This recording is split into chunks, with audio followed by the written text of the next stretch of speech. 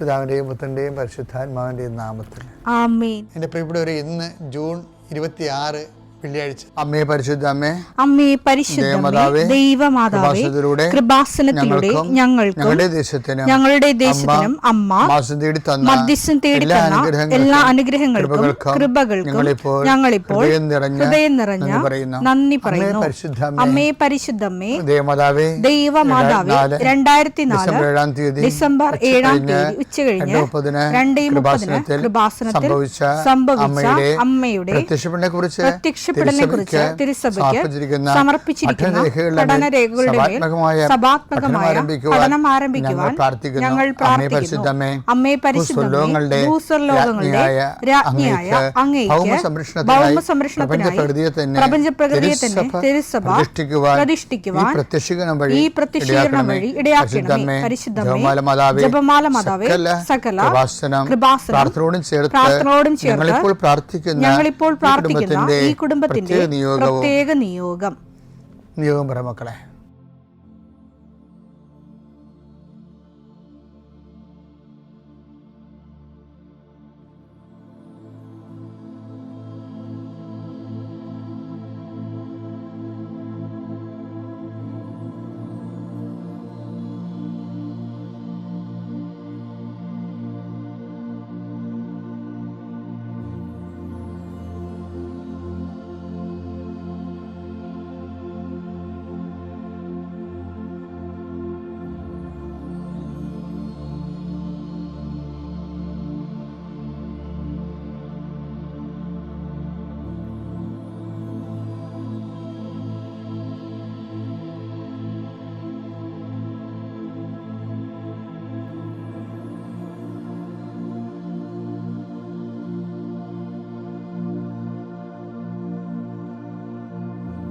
അമ്മയുടെ പ്രത്യക്ഷീകരണത്തിന്റെ ഈ അനുഗ്രഹവേളയിൽ ഞങ്ങൾക്ക് സാധിച്ചു തരുവാൻ കനിയണമേ.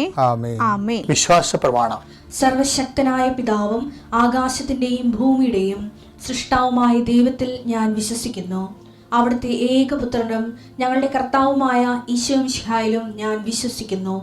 ഈ പുത്രൻ പരിശുദ്ധാത്മാവിനാൽ ഗർഭസ്ഥനായി കന്യകാമറിയത്തിൽ നിന്ന് പിറന്ന് പൊന്തിയോസ് പീലാത്തോസിന്റെ കാലത്ത് പീഡകൾ സഹിച്ച് കുരിശിൽ തറയ്ക്കപ്പെട്ട് മരിച്ച് അടക്കപ്പെട്ട് പാതാളങ്ങളിൽ ഇറങ്ങി മരിച്ചവരുടെ ഇടയിൽ നിന്ന് 3-ാം നാൾ ഉയർത്ത് സ്വർഗത്തിലേക്ക് എഴുന്നള്ളി സർവശക്തിയുള്ള പിതാവായ ദൈവത്തിന്റെ വലതുഭാഗത്തിരിക്കുന്നു.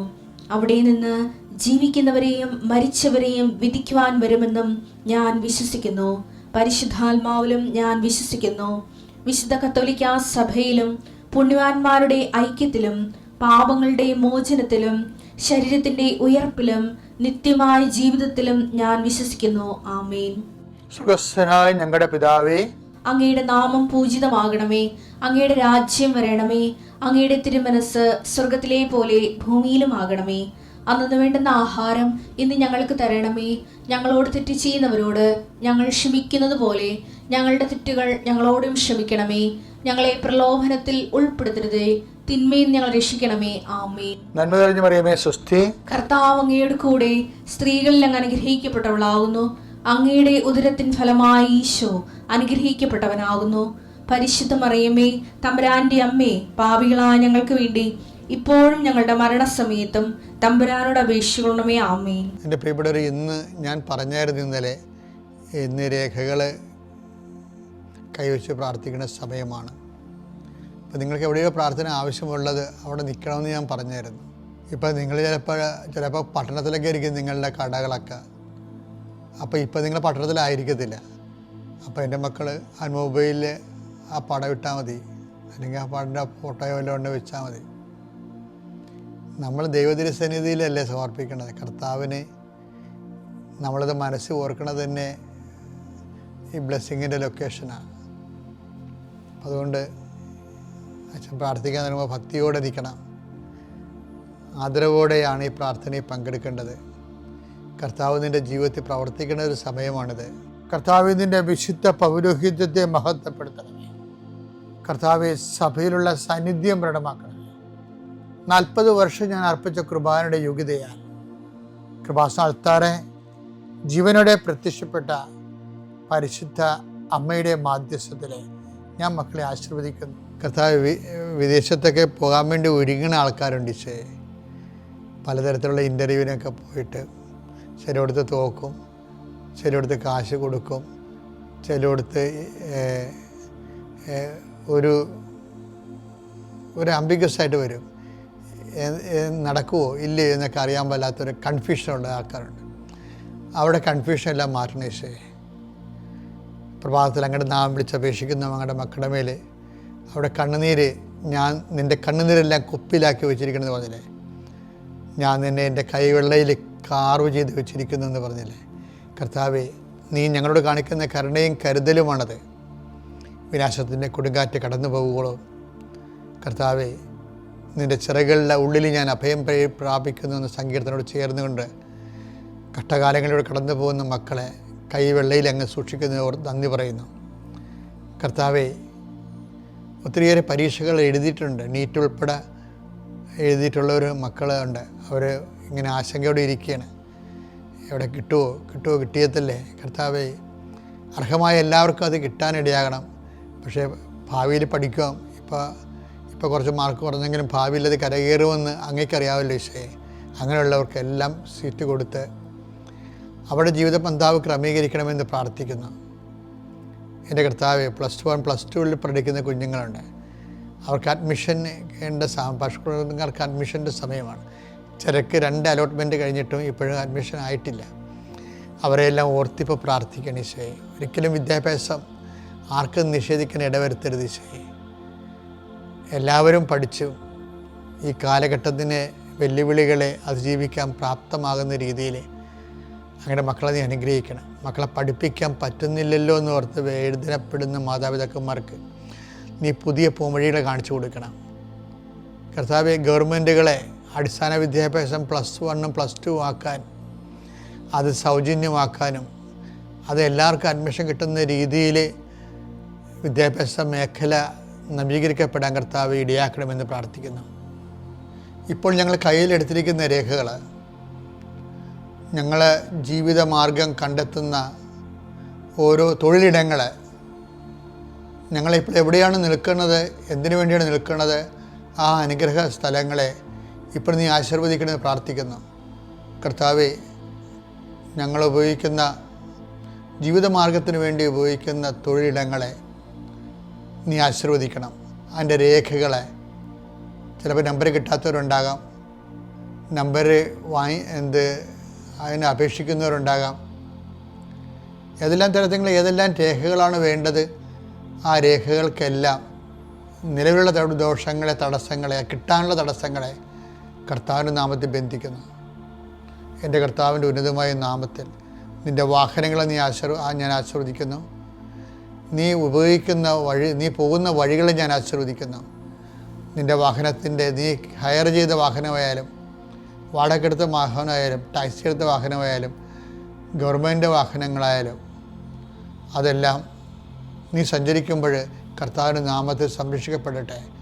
ആ വാഹനത്തിന് കുറുകയും നെടുകയും പോകുന്ന മറ്റു വാഹനങ്ങളും തട്ടുപിടി അപകടം ഉണ്ടാകാതിരിക്കാൻ അവൻ നിന്നെ തൻ്റെ തൂവലുകൾക്കുള്ളിൽ മറച്ചുകൊള്ളുമെന്ന് പറഞ്ഞ നിൻ്റെ പാദങ്ങൾ കല്ലിൽ തട്ടാതിരിക്കാൻ ദൂതന് കൽപ്പിക്കുന്നതാണ് ചെയ്ത സംരക്ഷണത്തിൻ്റെ ദൈവം കർത്താവ് നിന്നെ അനുഗ്രഹിക്കുകയും ആശ്വസിപ്പിക്കുകയും സംരക്ഷിക്കുകയും ചെയ്യട്ടെ.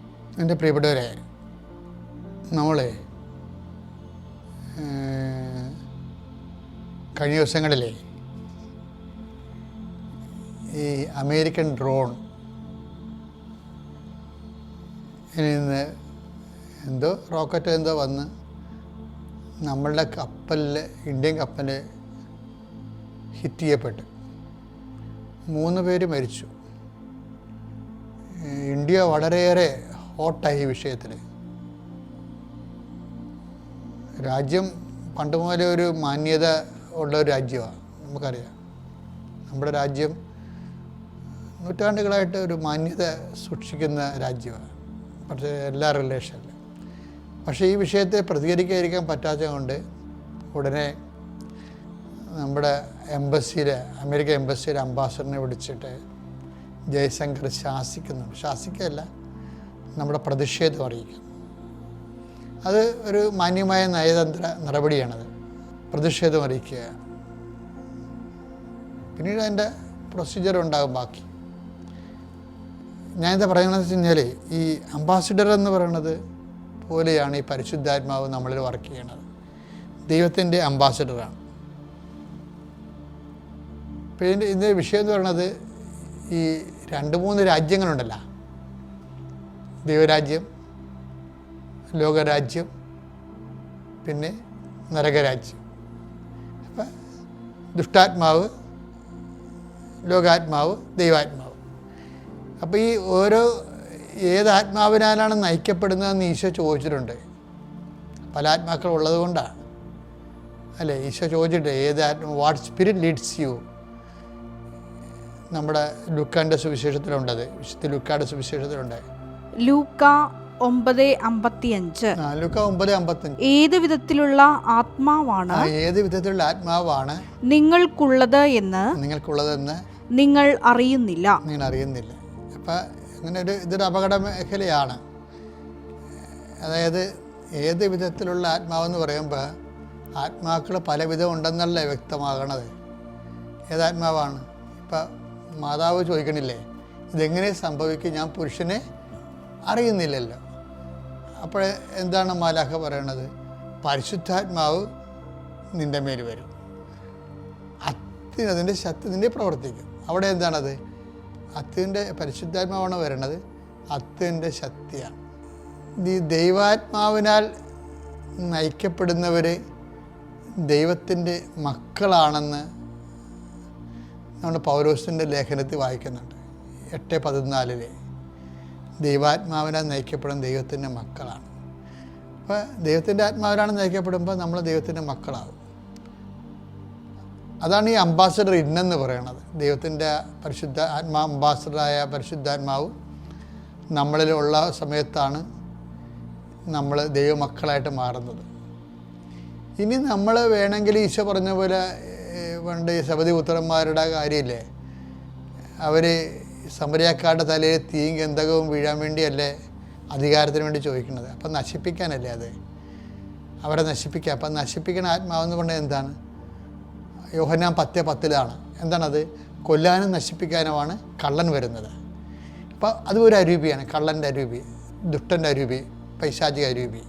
ഇപ്പം നമ്മൾ കുറേ സംഭവം കണ്ടില്ലേ, പൈശാചിക അരൂപിയുണ്ട്, പരിശുദ്ധാത്മാവുണ്ട്, പിന്നെ ഇത് കൂടാതെ എന്താണ്, ഈ ആത്മാവിനെ സ്വീകരിക്കാൻ ലോകത്തിന് പറ്റത്തില്ലെന്ന് ഈശോ പറഞ്ഞ 14:17 യോഹന്നാൻ്റെ സുവിശേഷത്തിൽ. അപ്പോൾ ലോകത്തിൻ്റെ ആത്മാവും ഉണ്ട്. ഇതിൻ്റെ ഒരു വിഷയം എന്ന് പറയണത്, നമ്മളിൽ ഈ ആത്മീയ ജീവിതം എന്ന് പറഞ്ഞാൽ എന്താണ്? ആത്മാവിനാൽ നയിക്കപ്പെടുന്ന ജീവിതമാണ്. ഈ ആത്മാവ് നമ്മളെ നയിച്ചില്ലെങ്കിൽ നമുക്ക് ആത്മീയ ജീവിതം ഇല്ല. അങ്ങനെ ആത്മീയ ജീവിതം ഇല്ലാത്ത ഒരു തുരിയ സ്റ്റേജ് ഇല്ല ശരിക്കും പറഞ്ഞാൽ. അതിന് പകരം ആത്മീയ ജീവിതം ഇല്ല എന്നുണ്ടെങ്കിൽ ലൗകിക ജീവിതം ശക്തിപ്പെട്ടിരിക്കും. ലൗകിക ജീവിതം മൂത്ത് വരുമ്പോഴാണ് നരക ജീവിതം തുടങ്ങുന്നത്, പൈശാചിക ജീവിതം. അപ്പോൾ ഇതിൻ്റെ വരുന്ന വിഷയം എന്ന് പറയുന്നത്, ഈ ദൈവാത്മാവിനാൽ നയിക്കപ്പെടുന്നില്ല എന്ന് പകരം ലോകാത്മാവാണെന്നുണ്ടെങ്കിൽ സംഭവിക്കാൻ പോണ എന്താണ്? പരിശുദ്ധാത്മാവ് കിറ്റാകും. ഉടനെ പരിശുദ്ധാത്മാവ് നമ്മുടെ ഉള്ളിൽ നിന്ന് വിട്ടുപോകും. അത് വിട്ടുപോകുമെന്ന് പറയാൻ കാര്യം, പരിശുദ്ധാത്മാവിനെ ദുഃഖിപ്പിക്കരുതെന്ന് പറഞ്ഞതിൻ്റെ കാരണം അതാണ്. എഫേസ്യർ 4:30 വായിച്ചു. രക്ഷയുടെ ദിനത്തിന് വേണ്ടി നിങ്ങളെ മുദ്രിതരാക്കിയ ദൈവത്തിന്റെ പരിശുദ്ധാത്മാവിനെ വേദനിപ്പിക്കരുത്. വേദനിപ്പിച്ചു കഴിഞ്ഞാൽ അംബാസഡർ അപ്പം തന്നെ പോകും. ലോകരാജ്യമാണ് ഇവിടെയെന്നുണ്ടെങ്കിൽ പിന്നെ പരിശുദ്ധാത്മാവ് നിൽക്കത്തില്ല. നിങ്ങൾ ആമ്പായിട്ട് പരിശുദ്ധ കുർബാന സ്വീകരിച്ചാലും എല്ലാം കണക്കാണ്. അതായത് ഒത്തിരി ആൾക്കാർ പറ്റിപ്പിൽ ജീവിക്കുന്നുണ്ട്. കാര്യം പരിശുദ്ധാത്മാവ് ഇല്ല, പിന്നെ എന്താണ് നിങ്ങൾ പരിശുദ്ധ കുർബാന സ്വീകരിക്കണേ? How can you receive it? അത് പരിശുദ്ധാത്മാവ് ഉണ്ടോ ഇല്ല എന്നുള്ളത് എങ്ങനെ അറിയണത്? ഈശോ ചോദിച്ചില്ലേ, വാട്ട് സ്പിരിറ്റ് ലീഡ്സ് യു? എന്ത് അരൂപിയാണ് നിങ്ങളെ നയിക്കണത്? അപ്പോൾ ആ അരൂപി എന്ന് പറഞ്ഞത് കൊല്ലാനും നശിപ്പിക്കാനുള്ള അത് അരൂപിയാണെങ്കിൽ ദുഷ്ടൻ്റെ അരൂപിയല്ലേ വരണത്. അപ്പോൾ അതുകൊണ്ട് തന്നെ ആത്മീയ ജീവിതത്തിന് നല്ല വില കൊടുക്കാതെ, അത്ര വില കൊടുക്കാതെ നമുക്കിത് മുന്നോട്ട് പോകാൻ പറ്റത്തില്ല. അതുകൊണ്ട് തന്നെ പരിശുദ്ധാത്മാവ് ദുഃഖിപ്പിക്കുക മാത്രമല്ല, നിർവീര്യമാക്കരുതെന്നും പറയുന്നുണ്ട്. പരിശുദ്ധാത്മാവ് ഒരു വ്യക്തിയായതുകൊണ്ടാണ് വേദനിപ്പിക്കരുതെന്ന് പറയണത്. പരിശുദ്ധാത്മാവ് ഒരു ശക്തി ആയതുകൊണ്ടാണ് നിർവീര്യമാക്കരുതെന്ന് പറയണത്. കാര്യം 1 തെസ്സലോനിക്കർ 5:19 എടുത്തേ. ആത്മാവിനെ നിങ്ങൾ നിർവീര്യമാക്കരുത്. അതിൻ്റെ അർത്ഥം കണ്ടാ, ആത്മാവിനെ നിങ്ങൾ നിർവീര്യമാക്കരുത് എന്ന് വെച്ചാൽ അർത്ഥം എന്താ? നമുക്ക് വേണമെങ്കിൽ നിർവീര്യമാക്കാവുന്ന അതിൻ്റെ അർത്ഥം. പല അണ്ണന്മാർക്ക് സംഭവിച്ചിരിക്കുന്നത് അതാണ്. അവർ ലോകാരൂപിയിൽ ജീവിക്കാൻ വേണ്ടി പരിശുദ്ധാത്മാവ് ജീവിച്ചു വരുമ്പോൾ പരിശുദ്ധാത്മാവ് ഓട്ടോമാറ്റിക്കലായിട്ട് നിർവീര്യമാകും. പിന്നെ പരിശുദ്ധാത്മാവ് നിർവീര്യമായ സ്ഥിതിക്ക് പിന്നെ ഒന്നും ആ വ്യക്തിയിൽ നിന്ന് പ്രതീക്ഷിച്ചിട്ട് കാര്യമില്ല. ആ വ്യക്തി നന്മകളൊക്കെ ചെയ്യുമായിരിക്കും. അത് ആൾ കളിക്കാനും വേണ്ടി മറ്റുള്ളവരുടെ മുമ്പിൽ നല്ല പിള്ള ചമയാൻ വേണ്ടിയുള്ള ലോകാരൂപിയുടെ തന്നെ മറ്റൊരു അഭ്യാസമായിരിക്കും. ദൈവമായിട്ട് ചിലപ്പോൾ അതിന് ബന്ധമുണ്ടാകത്തില്ല. ദൈവമായിട്ട് ബന്ധമില്ലാത്ത നന്മ പ്രവൃത്തികളെന്ന് പറയണത് ഹൃദയമില്ലാത്ത പ്രാർത്ഥനയ്ക്ക് തുല്യമാണ്. അതുകൊണ്ട് ആത്മീയ ജീവിതത്തിലാണോ എന്ന് നമ്മൾ ചിന്തിക്കുകയും അല്ല എന്നുണ്ടെങ്കിൽ വണ്ടി പാളത്തിൽ കൊണ്ടുവന്ന് ഇടാൻ വേണ്ടി പ്രത്യേകം ശ്രദ്ധിക്കുകയും ചെയ്യുക. പിതാവിൻ്റെയും പുത്രൻ്റെയും പരിശുദ്ധാത്മാവിൻ്റെയും നാമത്തിൽ.